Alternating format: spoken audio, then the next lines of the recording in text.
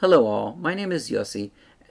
My video about David and Batsheva prompted some very good questions. In today's very short video, I would like to answer those questions and point out some interesting points about the story of David and Batsheva.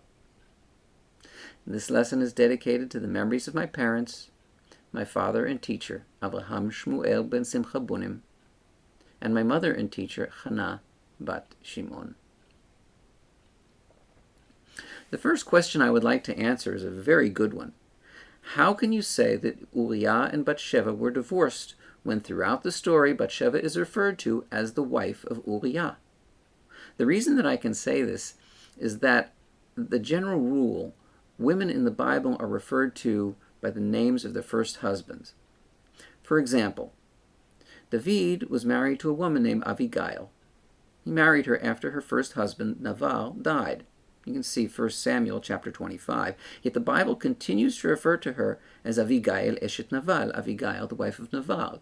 You can see this 1 Samuel 27 verse 3, 1 Samuel 30 verse 5, 2 Samuel 2 verse 2, and 2 Samuel 3 verse 3. Well, an interesting contrast to this, and one that I believe to be as unique, is that Batsheva is specifically referred to as David's wife in 2 Samuel 12 verse 24, thus confirming that there's no question about whom she is rightfully wed. Another question refers to Natan's rebuke of David. As a reminder, the sequence of events is as follows.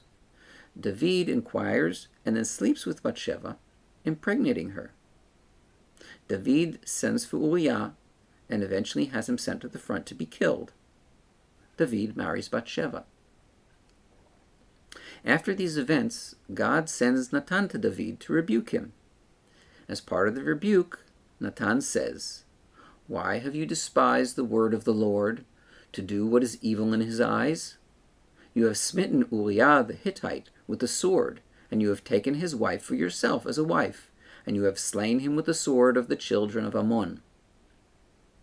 Okay, note that there is no mention of David sleeping with Batsheva while Uriah is still alive. Again, here is the relevant part of Natan's rebuke. You have smitten Uriah the Hittite with the sword, and you have taken his wife for yourself as a wife. I find it very difficult to accept that the idea that this was an inadvertent admission. The final point that I'd like to bring up is the issue of David's punishment. Just as Natan prophesied, after these events, the sword indeed never left David's house. Indeed, his son Avshalom had sexual relations with David's concubines in broad daylight from what was probably the very same roof from which David saw Batsheva that fateful evening. Terrible, terrible punishments. But those are not the worst of it. Remember, David was a very powerful king. From the time of his anointment until the last Davidic king, his dynasty continued for over 400 years. Yet all that time, nobody dreamed of expunging this story from the biblical record.